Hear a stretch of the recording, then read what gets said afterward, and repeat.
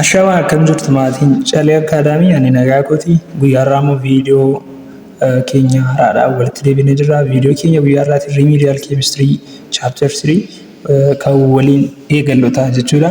Chaanala kanaaf haaraa kan taatan jalqaba irratti subscribe gochuun akkasumallee hiriyoota keessaniif share gochuun nu jajjabeessuun dagatina. Akkasumallee VPN banuudhaan viidiyoo kana yoo ilaaltan immoo baay'ee kan nutti tolu ta'a jechuudha. Kanaaf VPN banuudhaan viidiyoo keenya kana hordofaa isiniin jenna. Sababni isaa amilee nu ta'a jechuudha. Nuuf viidiyoo kana caalaadhaan daddabnee akka gaddisnuuf akkasumallee viidiyoon keenya quality akka godhatuuf gara fuulduraatti wanta nu fayyaduuf VPN fayyadamuun nu hordofaa isiniin jenna. So barnoota keenya guyyaa irratti chapter 3 physical status of matter kan jedhu paartii jalqabaadhaan kan waliin ilaallutaa jechuudha. So akkuma beekamu kutaa gadaanaatti barattaniittu kutaa 9 akkas kutaa 12ffaatti barattaniittu isuma jechuudha wanta haaraan jiru. So physical status of matter jechuun maal jechuudha kan jedhu kan waliin ilaallutaa jechuudha. So jalqaba irratti akkuma beekamu maaterii jechuun maal jechuudha kan jedhudha. Maaterii kutaa gadaanaatti akkuma baranne wanti hammaaf qabee qabu tokko yookaan bakka qabatu tokko maal jedhamee waamama? Maaterii jedhamee waamama jennee baranne jechuudha. Keessatti kutaa gadaanaa yeroo barannu jechuudha. So introduction irratti akkas jedhu maalidha? Matter is defined as anything that occupies space and mass. Wanti tokko hangaa fi bakka tokko kan qabatu yoo ta'e maal jedhamee waamama jechuudha? Maaterii jennee waamna jechuudha. So akkasumallee it can exist in the form of gas, liquid and solid. So akkasumallee bifa kamiinidha jechuudha kan inni mul'achuu danda'u.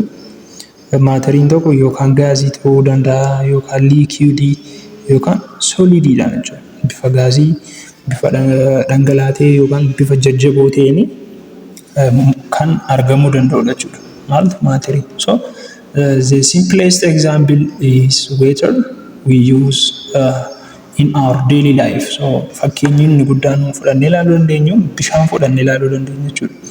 Bishaan jireenya guyyaa guyyaan jiraannu keessatti yeroo maradha kan nuun fayyadamannu. So bishaan maalidha jechuudha? Fakkeenya maaterii keessaa isa tokkodha jechuudha. So the three physical states of water bishaanii bifa sadiin fudhannee ilaaluu dandeenya jechuudha.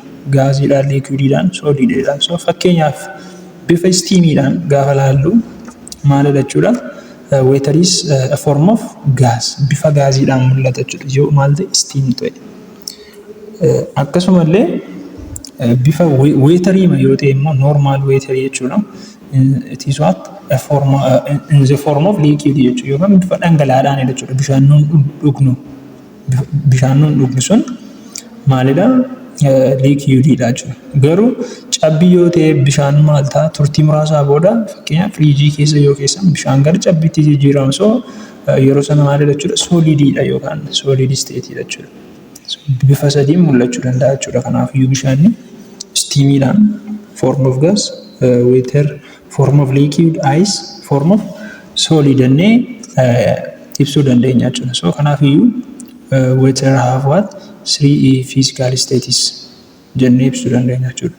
So the physical status of given sample of matter is depend on what?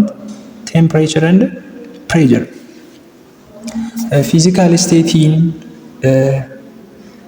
wanta tokko kan inni irratti hundaa'u maal irrattidha? Yookaan temperature isaadha akkasumallee pressure isaa irratti jechuudha. Dhiibbaa isa jedhamu jechuudha. Yookaan temperature of pressure isaa irratti hundaa'u jechuudha. Fakkeenyaaf kan saampilii tokko yookaan wanta tokko physical state wanta tokko pressure isaa 60 ta'uu danda'a. Temperature isaa 40 akkas ta'uu danda'a. So isa irratti hundoofne physical state isaa kun maalidha jechuu dandeenya? Gaaziidha yookaan liquid, solid jenneetu maal gochuu dandeenya? Adda baasuu dandeenya jechuudha. So changing these conditions or variables may change what? Behavior of substance as what? Solid, liquid and gas or plasma. So conditioning jara sanaa yookaan tempereechara yookaan pireesharii isaa yoo jijjiirre maaltu ta'a jechuudha, maaltu uumamuu danda'a? Biheevirii yookaan amalli sabistaansii sanaa kan maali? Likiidii yookaan gaazii yookaan soolidii maal ta'uu danda'a jechuudha? Jijjiiramuu danda'a jechuudha. So fakkeenyaaf kan soolidii wanta ta'e tokko tempereechariin isaa 40 yoo ta'e gara 30tti yoo jijjiirame behavior of substance isaa maal ta'a jechuudha? Hin jijjiirama jechuudha. If the conditions is change or behavior of substance is change, yeroo sana maal ta'a jechuudha? Guutummaa guutuutti jijjiiramuu danda'a jechuudha. So a solid is what? Rigid and possesses definite shape kan qabu jechuudha solid. Akkasumallee rigid jechuun maal jechuudha? Jajjaboo wanta hin taane jechuudha. Smooth osoo hin taane kanneen jabaataa ta'anidha jechuudha solid. So akkasumallee a liquid flows and takes shapes of it is considered except what forms of flat or slightly curved upper surface when acted upon gravity. So both liquid and solid samples are what have volumes that are very nearly independent of pressure. So amaluma isaanii jechuudha kun maal akka isaan ta'an liquid akkasumallee of solid jechuudha. So akkasumallee gas takes both shape. Gaasiin immoo shapes maalin godhata jechuudha? Kan qabatudha jechuudha. Akkasumallee volumes of container and for the states of matter is plasma kan jedhamu. Plasma is occurred in what? Naturally interiors of stars jedhamu. Hagas maramni yeroo baay'ee waa'ee plasma hagas maramni jechuudha. Kan inni uumamu yeroo ta'u malee it is what a gaseous state which is contain appreciable numbers of electrically charged particles kan of keessatti qabatudha jechuudha. Fakkeenyaaf lighting and comet tail, solar wind, stars yookaan immoo sun aduu fa'aa warreen kana jechuudha. So interstellar gas cloud, welding arcs, fluorescence lights, static electricity and rocket existence warreen jedhama. Warreen kuni maal jechuudha? Plasma jechuudha. Yookaan plasma it is what? It is a gaseous state of matter which is contains appreciable numbers of electrically charged particles kan of keessaa qabu jechuudha. So kanaafiyyuu warri sirriitti beekamanii lamadha sadiidha isaanii soolidii, liikidii fi gaasiidha jechuudha. Haa ta'u malee pilaazmaan sadarkaa yuunivarsiitii akkas gaafa deemtan maal ta'a deema jechuudha? Kan dabalatamaa deemudha jechuudha yookaan immoo kan hammatamudha. Haa ta'u malee pilaazmaan maalidha? It is gaseous state yookaan immoo isteetotuma jiran keessaa warra sadanii sana keessaa gaseous state keessatti kan argamudha jechuudha. So 3.2 irratti hin argamu the kinetic theories of matter kan jedhudha jechuudha. So the states of matter in which substances are chemically the same but physically different are explained by kinetic theories of matter. Kinetic theories of matter jechuun maalidha? Wanti tokko keemikaalii wal fakkaataa yookaan amalli keemikaalaa isaa wal fakkaataa ta'ee haa ta'u malee fiizikaalii yookaan fiizikaalii sabistaansii sanaa maalidha jechuudha? Garaagara kan ta'u maaliinidha kan ibsamu? Kinetic theories of matteriidhaan ibsama jechuudha. So simply the kinetic theories of matters is explained about one substance which is chemically the same but different in physical jenneetu ibsuu dandeenya jechuudha. So this gives explanations of nature of motion and the heat energy. So kan inni nuuf ibsu kinetic theories of matter waa'ee maal jechuudha? Uumama wanta tokko yookaan immoo waa'ee annisaa ho'aa kan maal godhu jechuudha? Ibsudha jechuudha. So according to theory every substance consists of very large number of what very small particles called ions. So akka theory kanatti substanceonni maal ta'anidha,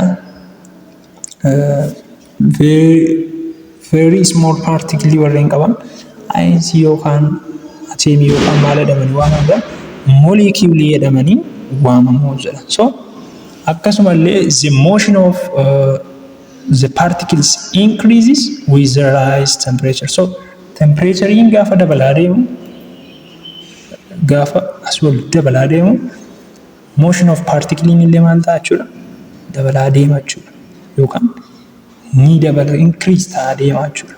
So kun isaa maal jalattidha, kinetic theories of matter jalattidha jechuudha. So akkasumallee kinetic theories of matter is based on what? All matter is composed of particles which are constant motion. Maateriin hundi isaanii maal jechuudha, kan isaan irraa uumaman dheedha. Partikilii irraatii kan uumamu yookaan partikilii xixiqqoo ta'an irraa kan uumamanidha.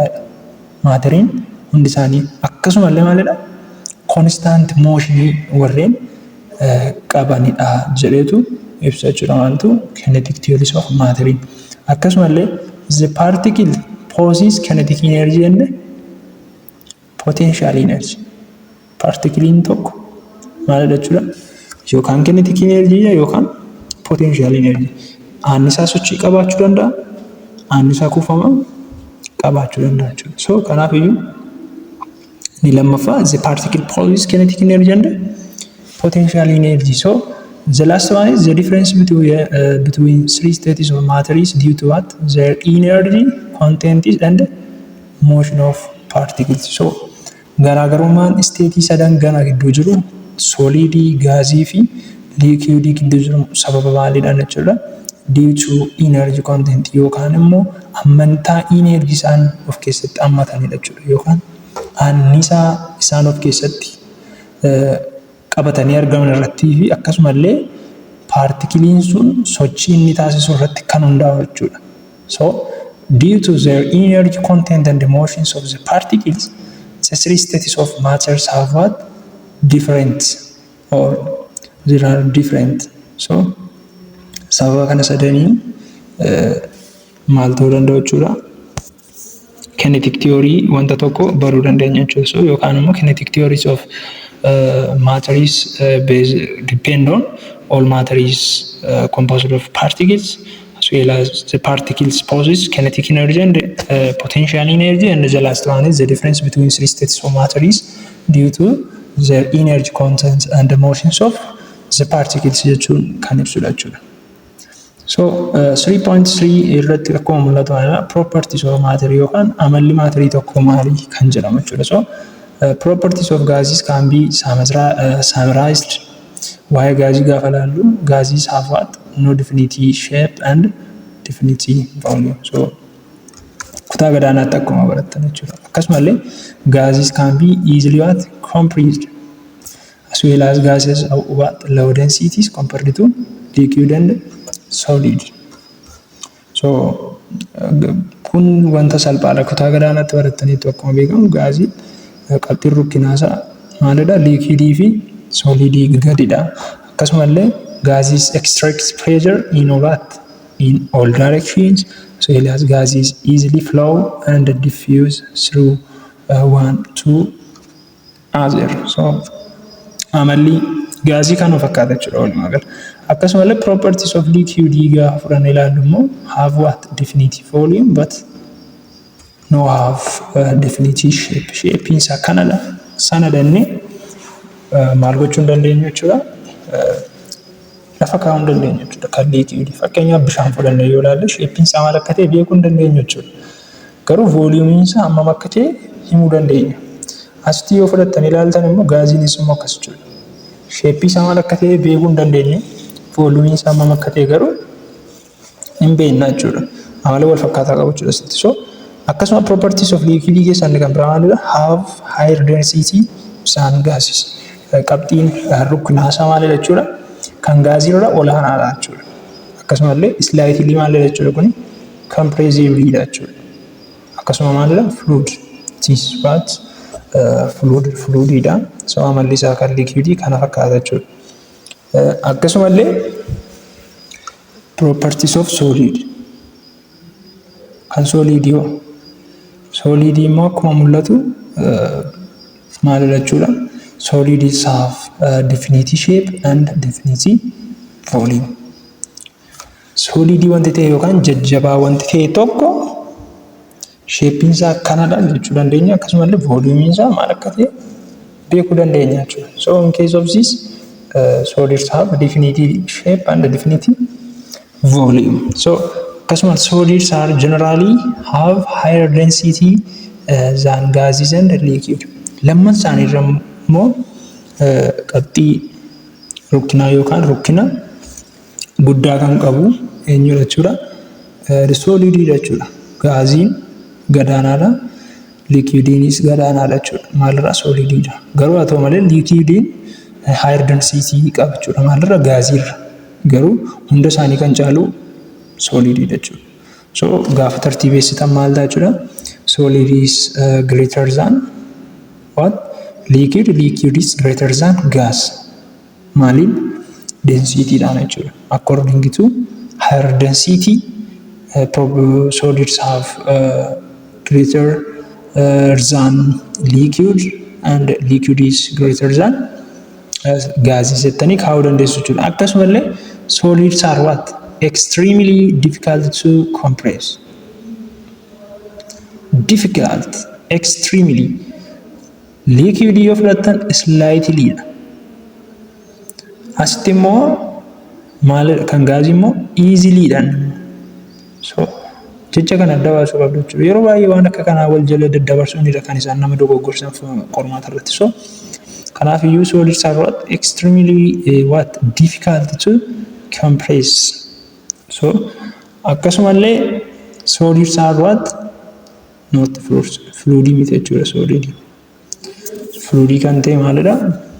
Liquididha jechuudha. So garaagarummaan solidii, liquidii fi gaazii kana fakkaata jechuudha. Maal akka isaan ta'an kanaan ilaaluu dandeessu jechuudha. So waa'ee kinetic theories of matter ilaalleerra. So irra deebiidhaan dubbisaa gaaffilee short note kanaan wal qabatan akkasumallee gaaffii kanaan wal qabatu Telegram channel keenya Calii Academy jettanii search yoo godhan yookaan immoo description jalaatiin linkii isaa argachuu dandeessu jechuudha. Gaaffii garaagaraan gadhiifna.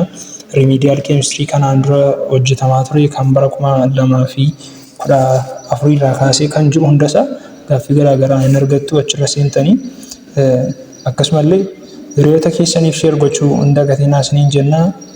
Haga yoonaatti ilaaltanii Calii Academy ammayyuu subscribe kan hin goone yoo jiraattan subscribe gochuu hunda gatiin. Sababni isaa viidiyoo kan biraa gaafa hojjennu akka daftanii argattaniif kan isin fayyadu jechuudha. Isarra darbee like gochuu hin dagatina. Like gochuun keessan kan inni nu fayyadu viidiyoon nuti hojjennu kun barataa akka keessanii bira baay'inaan akka ga'uuf wanta fayyaduuf like gochuu hin dagatina. Yaadaaf gaaffii qabdan immoo karaa koomentii nu gaafadhaa isiniin jenna. Viidiyoo keenya taanuun waa'ee the gaseous state kan jedhu haala bareedaa ta'een bareechinee hojjennee kan waliin ilaaluta viidiyoo bareedaa ta'a jedheen abdii qaba. Viidiyoo kanaan haga walitti deebinutti nagaan nuuf tura.